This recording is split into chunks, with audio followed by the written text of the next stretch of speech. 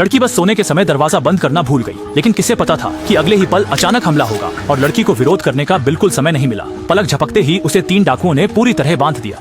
जल्द ही लुटेरों ने उसे पीछे की डिक्की में डाल दिया और फिर दरवाजा जोर से बंद कर दिया। यह सब करने के बाद लुटेरों ने जल्दी से अपने चेहरों से मास्क हटा दिए, लेकिन सबसे चौंकाने वाली बात यह थी कि वे तीनों हाल ही में वह लड़की के दोस्त थे। असल में आज लीजी का जन्मदिन था और उसे चौंकाने के लिए उन्होंने इस डरावने प्लान की योजना बनाई थी, अपहरण कर लिया।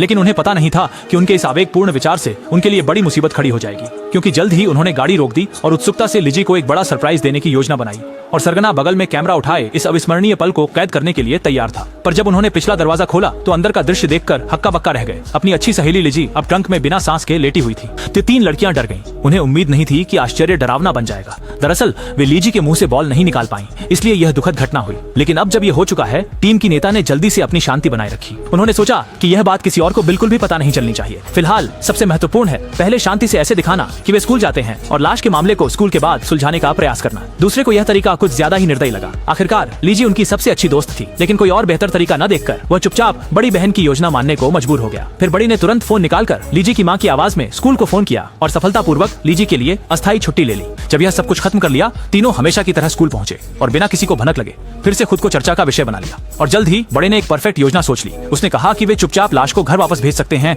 और उसे हमले में मृत होने का दृश्य बना सकते हैं, ताकि तीनों को शक से बाहर किया जा सके। इस योजना को सुनकर दूसरे ने मना करना चाहा, लेकिन देखा कि तीसरा भी बड़ी बहन की योजना का समर्थन कर रहा है।